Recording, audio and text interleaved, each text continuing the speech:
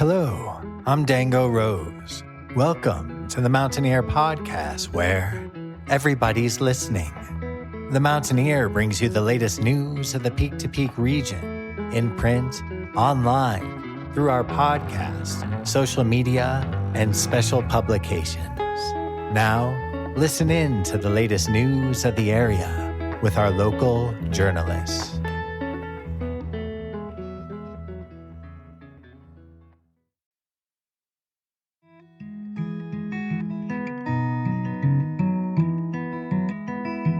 There's no stronger wind than the one that blows down a lonesome railroad line.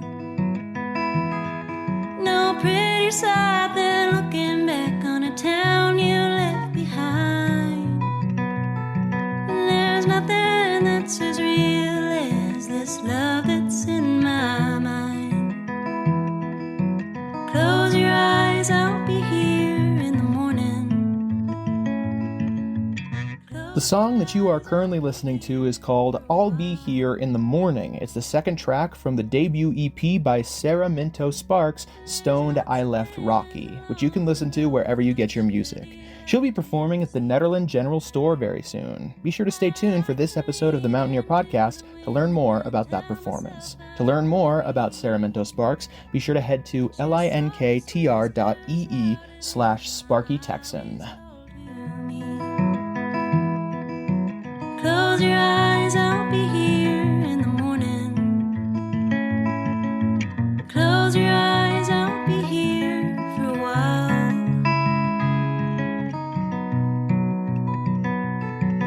All the mountains and the rivers and the valleys can compare. Hello there, everybody. My name is Jamie Lammers, and welcome to Music of the Mountains, Where to Be and What to See, brought to you by the Mountaineer Podcast.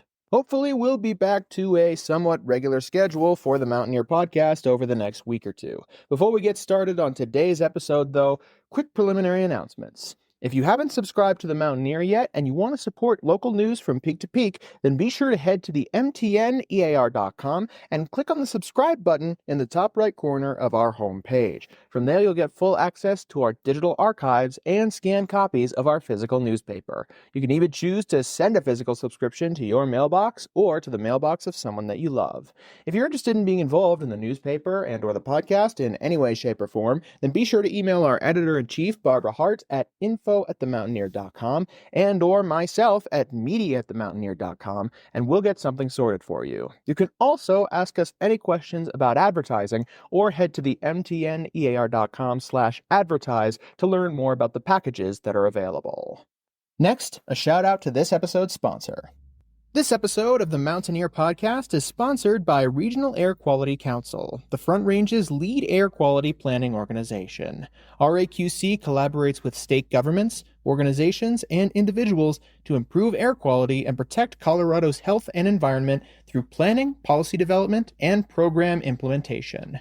The RAQC's current priority is ground-level ozone, the Front Range's most pressing air quality issue. For more information, please visit raqc.org. To learn more about ground-level ozone, what individuals can do to protect their health, and how to help improve our summer air quality, please visit simplestepsbetterair.org. You can also sign up for timely text or email alerts on this website to know when it matters most. And finally, our top story today, brought to you by Brittany Wagner. Our top story today comes from Dave Gibson, Party in the Peaks Farmers Market. At the Netherland Farmers Market, Party in the Peaks, on Sunday, July 20, there were no less than 70 vendors in attendance.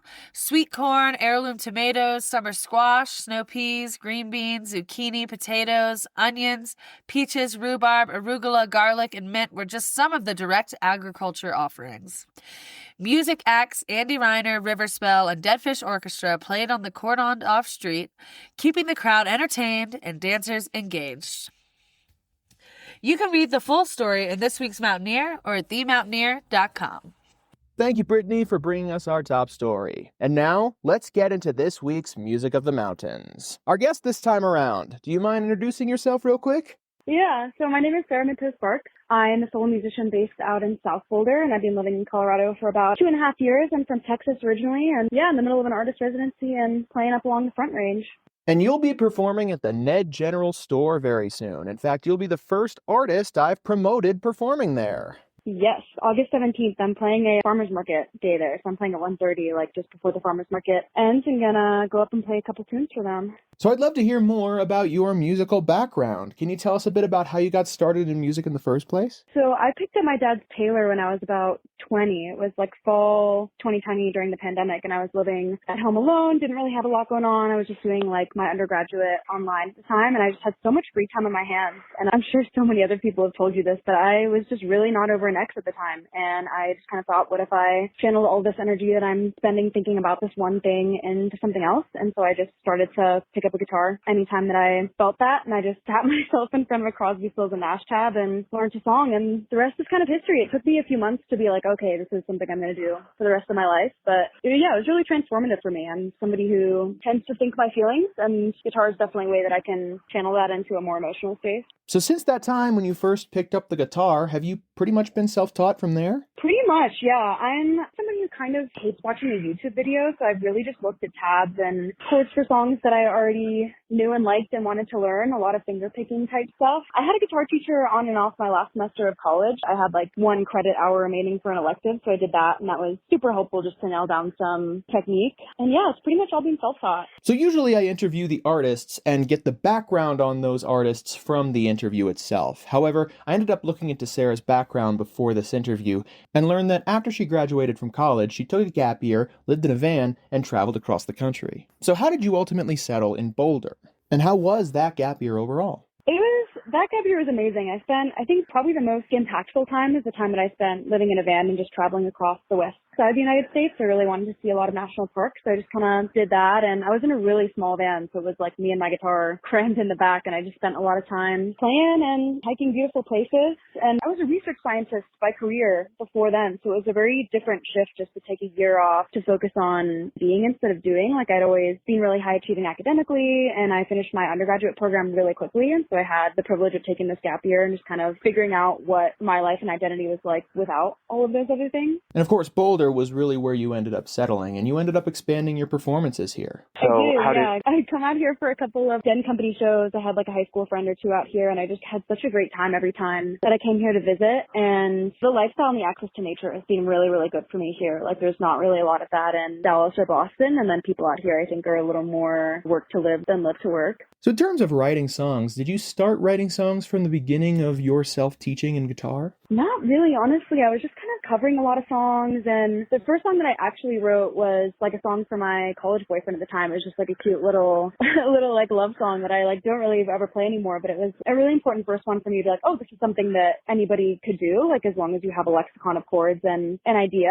And then I would say the first real song that I wrote was Stoned I Left Rocky, because I was trying to write like a Marty Robbins style song, and I was starting to gig up in Estes Park, and I just felt really inspired by that. That's, I think, the song that I feel like is my first like song that I wrote, but I was mostly covering for a long time. And since then, what's kept you coming back to the songwriting process? What do you love most about songwriting? For me, it's really just being this channel for emotional expression. Because like I said, like I'm a very analytical person, and I'm very good at thinking through problems, but that's kind of where I get stuck with more personal, emotional things. Feelings don't make sense a lot of the time. And sitting and playing guitar and just like dropping into my body and doing that has been something that's been really helpful for working out things in a nonverbal way and just sitting with them and letting like pretty much all the songs that I've written, I'll just sit and mess around with my guitar until something bubbles up from the surface. And I will say like psychedelics have been really helpful for me in that way too. So just kind of having this other channel for myself to not be so serious or so analytical about my problems and my relationships. And a lot of the songs on Stoned I Left Rocky are very like, for lack of a better word, can be like PC Blues is so caricaturized, but almost like making these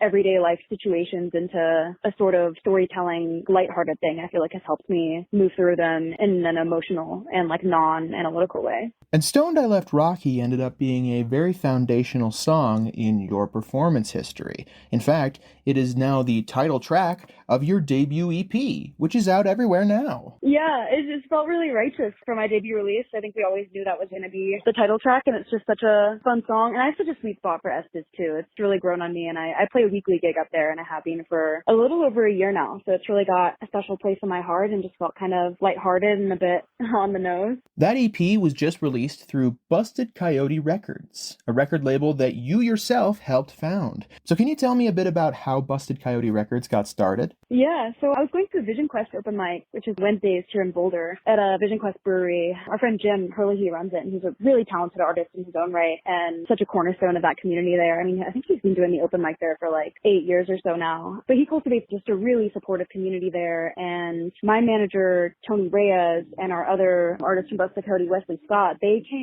were living in Estes at the time, and so they were commuting like an hour to come to that open mic. And it was so weird. It was just kind of like kismet. Like as soon as I saw them, I was like, I feel like I'm supposed to know these guys. And we got to talking, and I found out they're from Texas too, which so many people out here are, but it's just kind of like a little connection there. And I started singing with Wesley, and he was just amazing to collaborate. He's so talented. And we started doing some duo sets and working together, and Busted Coyote didn't come to fruition until about a year later. And that was something that they had always had as a dream, like years before I even met them. So I feel really, really blessed to have been pulled into that and to be a part of it, and to be one of their founding artists is really incredible. So it's me, Wesley Scott, Ramblin', Sam Terry, are our 3 solo artists, and then we also support Wesley Scott and the Silver Dollars, his full band. So it sounds like through Busted Coyote Records and through all of your efforts in the community, you really love uplifting local and independent musicians. Yeah, we truly are independent. I recorded, so Stoned I Left Rocky was the second project to come out of Busted Coyote, and we're trying to kind of dress for the job that we want, not the job that we have. But Tony is a self-taught producer, and he's a good friend of mine, and this was literally like recording 2 tracks right onto the soundboard in their basement in Fort Collins. And so very stripped down production, but he really like nailed in on the sound and things that were important to him. And it was recording can be pretty financially inaccessible to some people, so to be able to do that through my friends in such an affordable way was amazing. And we're really hoping in the future to be able to bring on more artists to give them an opportunity and to platform them. And what have been some of your favorite parts about being able to connect with the community through your music? Oh, that's a really good question. I would have to say like primarily just witnessing other people and believing in them and being that pure witness to somebody and saying like, hey, I believe in you. Because I really feel like I met my manager Tony when I was still just playing at the Vision Quest open mic for fun. And I think he was one of the first people to really see my potential and say like, I think you can go as far as you want with that. And he was somebody who gave me a lot of tools that I needed, including recording and getting connected with people up in Estes Park, even down to like that tan cowboy hat that I wear. That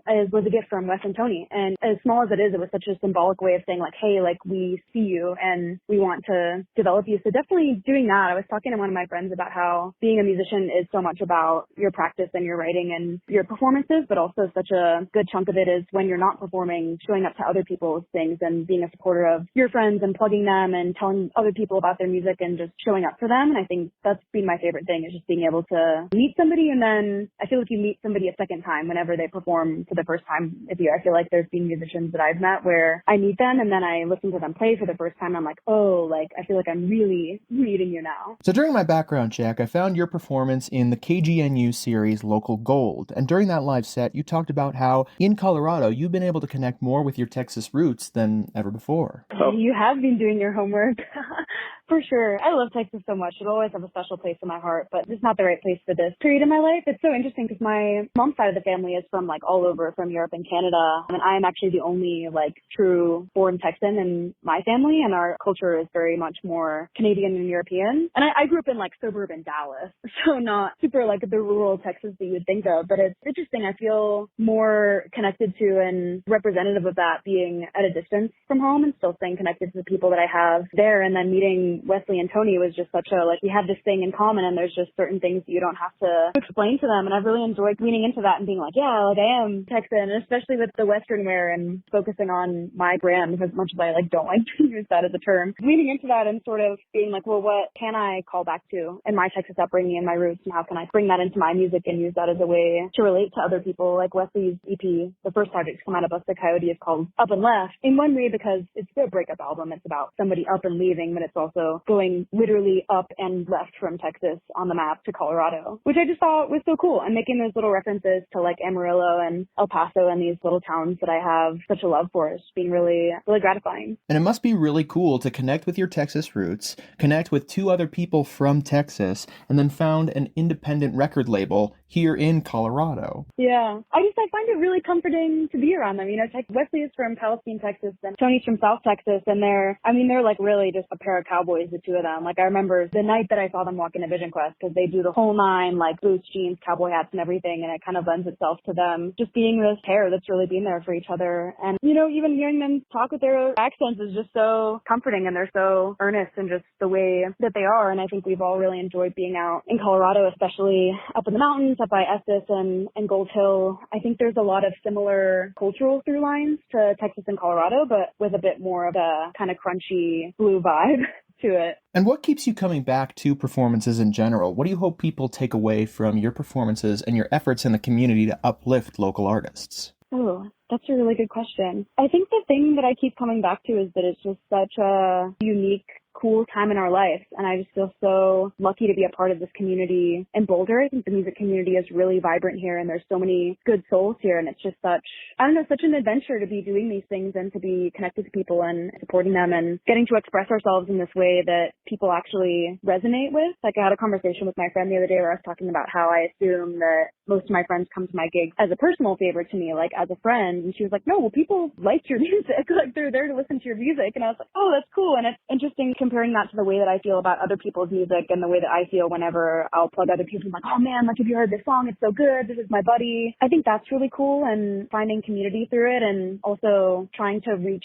with both hands across different levels of experience and talent, because I do sometimes feel like a pretty small fish in a big pond. And I feel like I've been able to reach like above myself and find mentorship in people who are more experienced than me. And then now as I'm starting to progress, focusing more on community events and doing things like the open pick and encouraging my friends to kind of come over and be where I am and sort of pay that same favor forward that I've had from other musicians, to look at somebody and be like, hey, like I see you, like I wanna develop this thing with you. Like what do you need from me? And yeah, is there anything else in general about any upcoming performances or your music career in general that you want to add? Let me see. I think it'll have passed by the time that this airs with the open pick at Gold Hill Store. I've been doing that about monthly. And if you follow me at Sparky Texan on Instagram, I'm always posting those posters and my promos. I've been trying to focus more on gigging out in the mountain towns. And yeah, I really love the community at Gold Hill Store. I'm super happy to be putting on the open pick there. And that's something that is open to all experience levels. We try to make it really accessible so that people who are really skilled can come and jam on some easy stuff. And then people who are maybe a little newer to jamming or singing can come and do that. And I also design all of my own show posters, and I love to hand draw and design those, and I do take commissions for those if anybody is interested in that. And yeah, hopefully you'll be seeing some of my posters from my upcoming shows. Oh, I'm also playing every Friday up in Estes Park at the Rock-In Mountain Tavern. Oh, real quick, there was something I actually wanted to touch on before we signed off. You mentioned at the beginning of this interview that you are currently part of an artist residency. That artist residency is at the Oakley Art House in Boulder. How has that residency been? I love it so much. I'm just coming to the end of my first year. I'm going to do 2 years here, which is about as much as you can do since they like to rotate out the artists, since it is such a unique opportunity. We're based out in South Boulder, and we have 4 rotating residencies right now, mostly musicians, but we've also got a dancer, and pretty much everybody here does some form of physical media. It's really been an incredible opportunity to be able to live at such a beautiful property and to be able to focus on music and sort of give myself permission to put that on the front burner, as well as stepping into that role of being like, yeah, I am an artist. Like, how would I live my life regarding myself as an artist? One more thing in Plug City, we also do open mics here that my roommate Will DeHeger hosts, and they've been such a great community. We have such talented people coming here. Our next one is coming up Thursday, August 28th. Okay, well, I think those are all the big questions I have on my end. Yeah, thank you so much for having me on. Thanks to the Mountaineer. I gotta say, listening back to your other interviews with some of the local people that I know, I really just appreciate your enthusiasm and your willingness to jump in and get people talking about what they're passionate about. Thank you so much, Sarah, for coming on board and joining us for the podcast. She'll be performing at the Nederland General Store located at 112 East 2nd Street in Nederland on Sunday, August 17th, 2025, starting at 1:30 p.m. To learn more about her music, you can find her social media profile and all of her releases by heading to linktr.ee/SparkyTexan, and you can learn more about her record label by going to bustedcoyoterecords.com. Thank you so much, everybody, for tuning in to this week's Music of the Mountains, Where to Be and What to See, brought to you by the Mountaineer Podcast. I'll be back in the very near future with another episode of the podcast. In the meantime, if you want to share this episode or others around with whoever you see fit,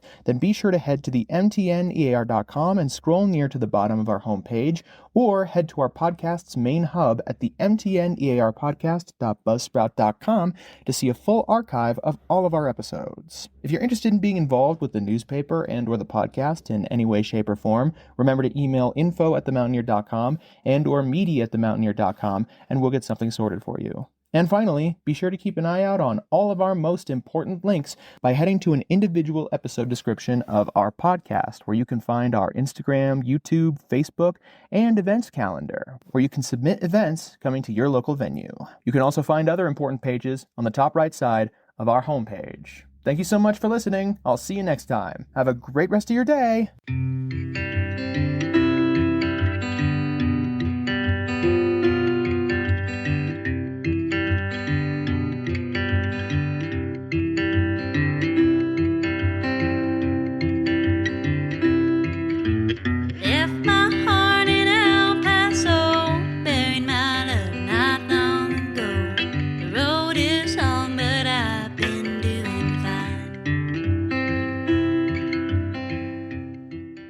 The song that you are currently listening to is called Stoned I Left Rocky.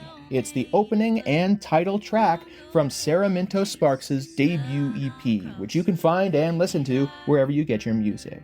Sarah Minto-Sparks will be performing at the Nederland General Store very soon, so be sure to head to 112 East 2nd Street in Nederland on Sunday, August 17th, 2025, starting at 1:30 p.m. to see her performing live. You can learn more about her by heading to linktr.ee/SparkyTexan, and you can learn more about her independent record label by heading to bustedcoyoterecords.org. Every Marty Robbins tune.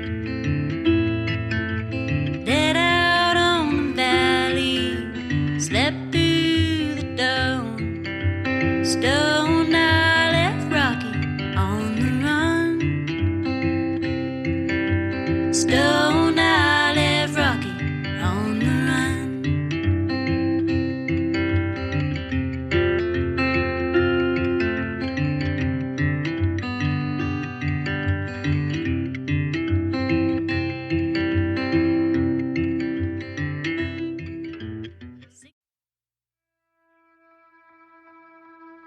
And that's it for our show. Subscribe online to get more access to more news, weekly updates to our community calendar, and a link to our YouTube channel by visiting themountaineer.com. Be sure to use the coupon code PODCAST when subscribing for a 10% discount, only available to our listeners. If you are in the local Peak-to-Peak area, be sure to pick up a print edition of The Mountaineer at a local business. I'm Dango Rose. Thank you for listening.